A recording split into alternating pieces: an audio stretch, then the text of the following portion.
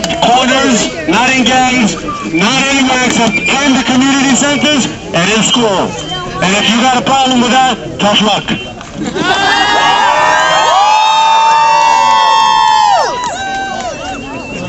All right, last closing remarks is with a young lady that I've had the honor of marrying. I've been married for 30 years. So, you know she's gonna hit it hard.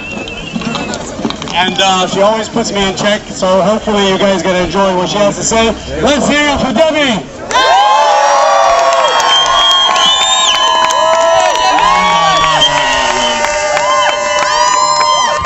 One more time!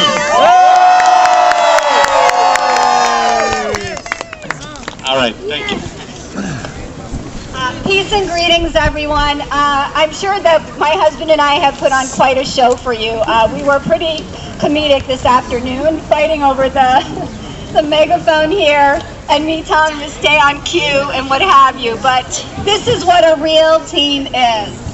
And it's not just about the two of us being out here, but it's also all about you being out here with us, standing in solidarity.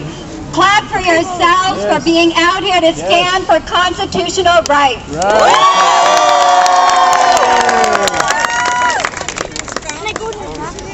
Yes, you can go on my back.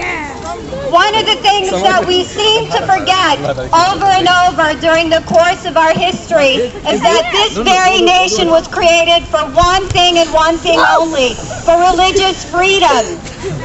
Our forefathers traveled across the sea for religious freedom. And what we are here doing today is upholding that constitutional right and the legacy that they set when they founded this country. And so for my brothers and sisters across the street, all I offer you is the olive branch and hope and pray that you will open your hearts and know that we are your neighbors and that what you are doing is hurting all of our children. Think about your children and our children going to the same school, sitting at the lunch table, being online together, sitting at the same table.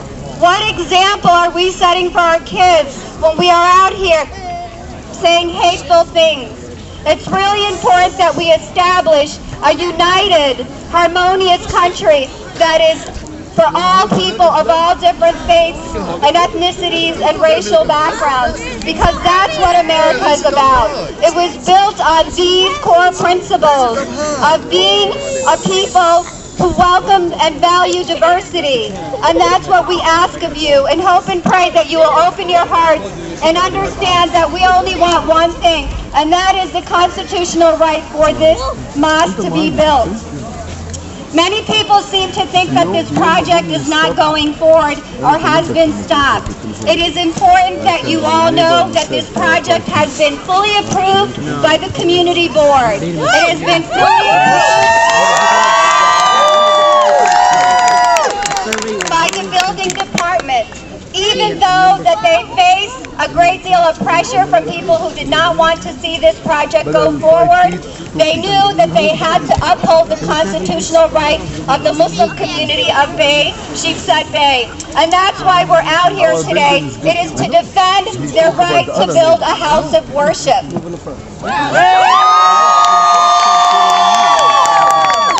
And I must remind you that we live in the most cosmopolitan city in the entire world. And if we can't do it here, we won't be able to do it anywhere.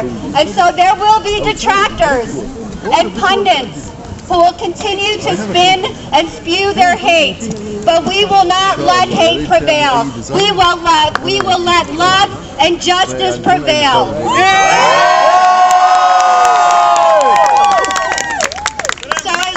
As the struggle for the Sheepshead Bay Islamic community continues, we will all be out here, my Christian and Jewish and of all different faiths who are here and who are not even of a faith will be here to stand in solidarity and protect your religious freedom, because that's our responsibility as Americans, to uphold the Constitution that we have all loved and feel important to go by. Lastly, before we close, I know I was the last and closing speaker. Reverend Tom Martinez just arrived. He was supposed to be here early, but we are so glad that he's here. We'd like him to come up and say a few words and close with a prayer for all of us. And shortly after, we have pizza and drinks where we will break bread as children of God.